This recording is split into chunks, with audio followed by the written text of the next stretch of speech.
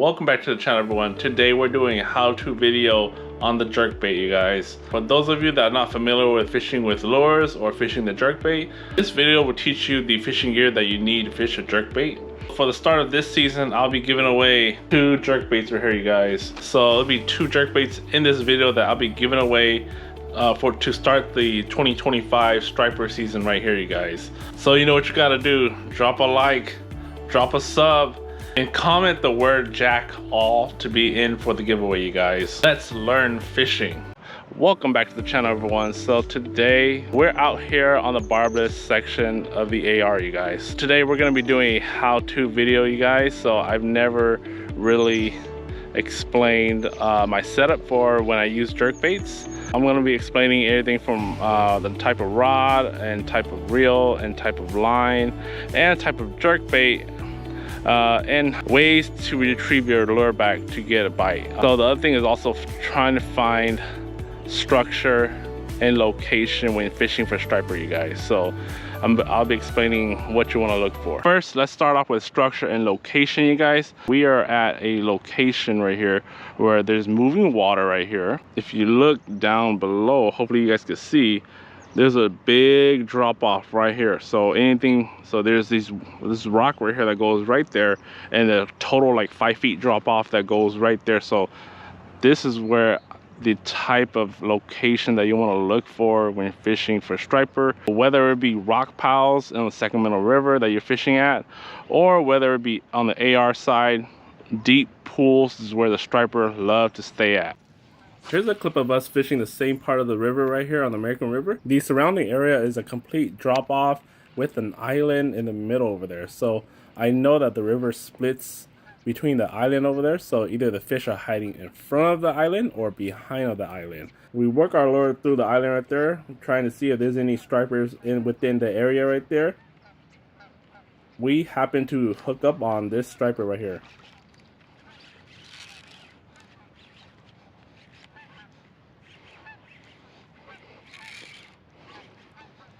Come on. Ooh, looks like a short.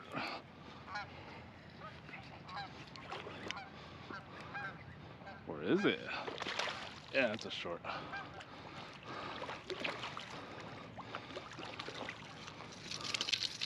So as you guys can see, we're here for when fishing for striper. I usually tend to like to use medium to medium heavy rods for striper. Anything within at least a minimum of 7 foot rod, you guys. At least a 7 foot. The reason why I say it, at least a 7 foot, because a 7 foot and above allows you to work the jerkbait better, and so you have more distance of the rod to work the jerkbait compared to if you use anything below a 7 foot, which is a little bit shorter. So basically you're not able to work that jerkbait as good as how you do with a 7 foot rod and up, you guys. The reason why I say I use a medium to a medium heavy is because the medium to medium heavy gives you a backbone of the rod right here. So basically you get a good feel for the rod, and when you set the hook on the fish, you have something back to hold on to the rod. The important part is the tip of the rod, you guys. Here I kind of prefer like a little bit whippy back rod on the tip, so it allows me to work the lure back, feel the lure that when it's coming back, that I can feel it if I get a hit or not. For the reel right here, it's a bait caster right here, so this is what I use. Pretty much all reels have the number on the side right here, so the bigger the number, the more line you're able to reel in with one turn of the handle. 8.2. It allows me to reel in the line a little bit faster when working the lure. I don't have to crank so much of the handle just to retrieve more line in. Whether you're using a spin or a bait caster, I recommend anything with the ratio number of above a 6 when fishing the jerkbait, because you want something that you can retrieve a lot of line back. Because when you fish the jerkbait, you guys, the line is you're gonna have a lot of slack line when you're twitching the jerkbait back, because you want to work the lure, but you're also going to be having a lot of line coming back. That's going to be free-flowing line. So pretty much you're going to want to reel that line right there so you don't have so much slack line in the water. So when a fish actually takes it, you don't have to end up like having to reel so much line back, because the fish takes it and you can't set the hook on it. Explaining about the liner here, so there's braid and mono. I like to use braid on these bait casters because it's a little bit easier to untangle braid compared to mono. It doesn't really matter what you use, either mono or braid. So when using mono, I would prefer at least 10-pound tests of mono, at least, because 10-pound test gives you the ability to fight the fish a lot better without snapping, and you're also able to throw the lure out there and not have to compensate that you're going to be having short casts instead of long casts. So like they usually say, the thinner the diameter, the more you're able to get the lure out there. So 10-pound test is a pretty good line for throwing and at least fighting the fish back. And then for braid, I would suggest, if you're using braid, 20 to 40-pound braid is equivalent to 6 to 8 to 10-pound mono. So for the jerkbait, you guys, so this is what I use. I use the Jackall Re-Range 130 size right here, you guys. So with this one, I swapped out the O-rings and the hooks right here. So these are barbless hooks. Depends on what your preference is. Me, after going for striper, I usually end up swapping these out because even an 18-inch striper will rip through your hooks like it was nothing. So when casting, I like to cast to 2 o'clock, to 1 o'clock, and to 12 o'clock to retrieve my lure back. Basically, I get 3 chances to hit a fish within the area of 2 o'clock coming back, 1 o'clock coming back, and 12 o'clock coming back. 3 ways that I like to retrieve the lure is going to be, the first one, the burn.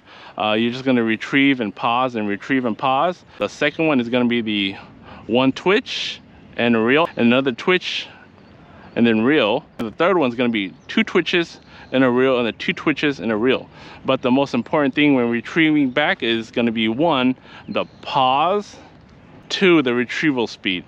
The speed really matters when you're getting close to the shore, because sometimes the striper doesn't really commit to the lure until like the last moment. Because I've had a lot of hits where it came out at least 5 feet from the shoreline, where the striper chases it all the way to the shoreline and doesn't commit until the last moment. The best thing to kind of remember is when you're getting close to the shoreline of 5 feet or at least 10 feet, slow down the lure, because you might have a striper chasing it, and it's to give it some time to actually catch up to the lure. So first, we're gonna do the 2 o'clock cast, burn, retrieve. So it's gonna be a retrieve and stop, retrieve and stop, no twitching.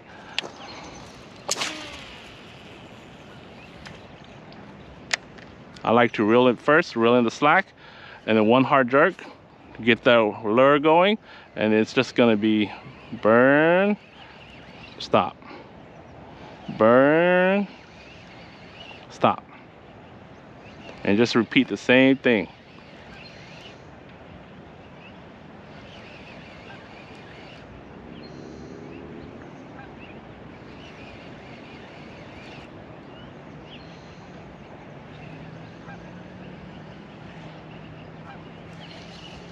Here's a good example of using the pause technique and adjusting our speed when retrieving. Sometimes the striper is waiting for that reaction bite. It will either strike it before the pause or after, when the lure pauses and decides to move again. Got one. Got one. I had to slow it down over there.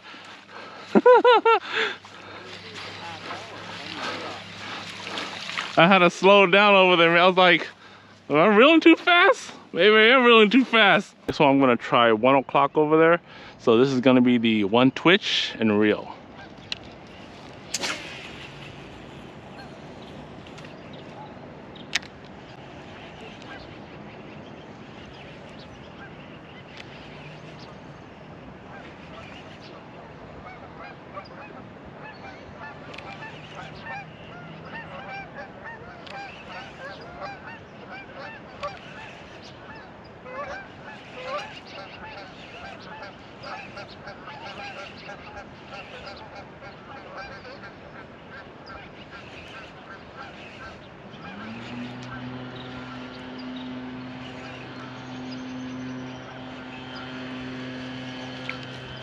this is a pretty good example of anticipating anything that can happen within the last moments.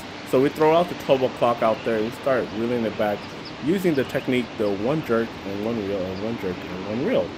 So as we're reeling this thing back, we're anticipating that we're gonna get bit somewhere in the middle right there. But sometimes things always happen at the last moment and we get hit at the end where it's 5 to 10 feet out. There we go. That green, man. Oh. We were pretty lucky with this fish right here. I'm pretty sure if I had reeled in a little bit faster, we would have missed the bite right here because the fish was getting pretty close to the shore. Pretty sure if the lure had been closer to the shoreline, it probably would have took off instead of biting the lure instead. This is the reason we always have to anticipate the last minute hits by retrieving it slower when we hit closer to the shoreline. Another thing about the example of this video right here is I set the drag loose for every time a fish hits because I anticipate every striper that hits this lure is going to end up bending the hooks. So this is the reason why I set the drag a little bit looser. I know.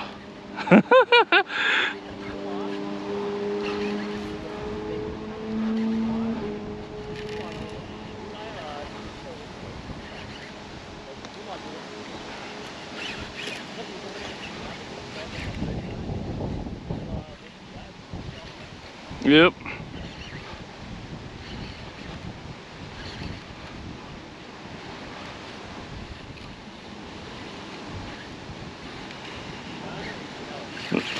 No, I got it.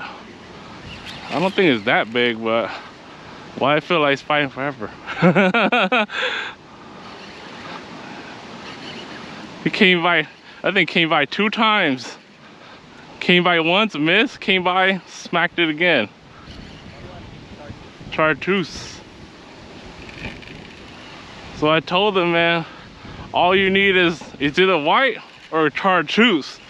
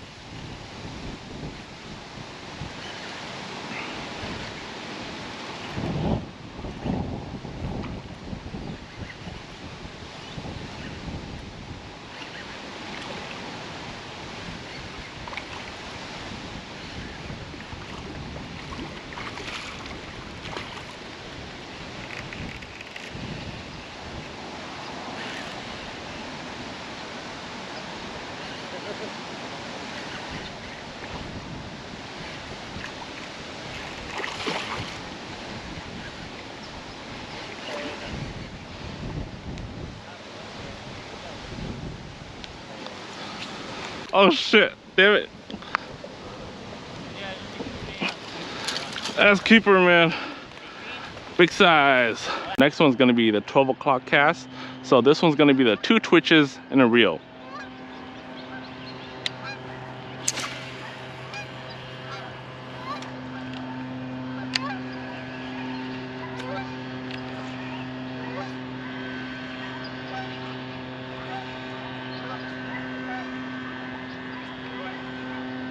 So for the 2 twitches, it's 2 little small twitches. 1, 2. 1, 2. 1, 2.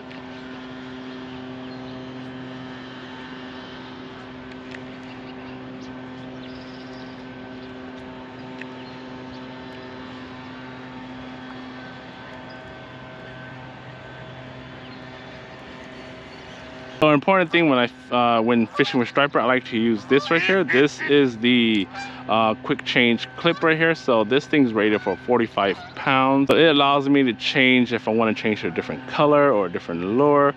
I could just unclip it and clip my lure right here, you guys. So this is something good if you don't want to tie your jerkbait directly to the line. This is something good to have. Hope you guys learned something from watching this video, you guys, because jerkbait fishing, it's pretty fun when you actually locate the fish and the fish actually chase your lure and actually bites it. It's like an adrenaline rush when the fish actually bites onto this thing and actually takes the lure for a run, you guys. I mean, you guys should try it out if you guys have not yet, you guys. I hope you guys learned something from this video over here, and I'll see you guys in the next video.